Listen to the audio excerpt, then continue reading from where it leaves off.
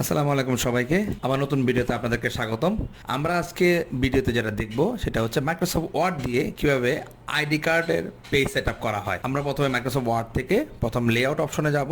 আমরা এখানে layout option যাব। লেআউট অপশন থেকে সাইজ থেকে মোর পেপার সাইজে আমরা পেপার সাইজের এখানে আমরা কাস্টম সাইজ লিখব এবং এখানে আইডি কার্ডের যে ইঞ্চি সাইজ মানে যে সাইজে আমরা ইঞ্চি সাইজটা হয় সেটা কনভার্সন করে আমরা এখানে লিখছি 2.13 এবং 3.41 দেওয়ার পর আমরা পরে লেআউট একটা অপশন আছে, এখানে আমরা হেডারটা অপশনটা 0 করে নিব সাইজ এবং মার্জিনটাও আমরা সবগুলো টপ লেফট বটম এগুলো সবগুলো আমরা 0 করে নিব।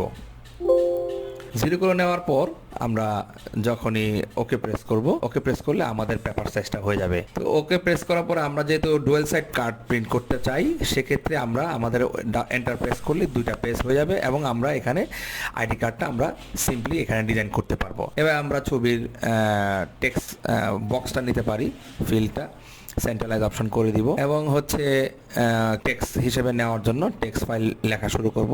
আমরা ইচ্ছা করলে যে কোনো ফন্টে আমরা লিখতে পারি। এভাবে করে আমরা মাইক্রোসফট ওয়ার্ডে আইডি কার্ডের ডিজাইন এবং প্রিন্টিংটা করতে পারি। তো ধন্যবাদ সবাইকে, আগামী দেখা হবে আগামী কোনো ভিডিওতে।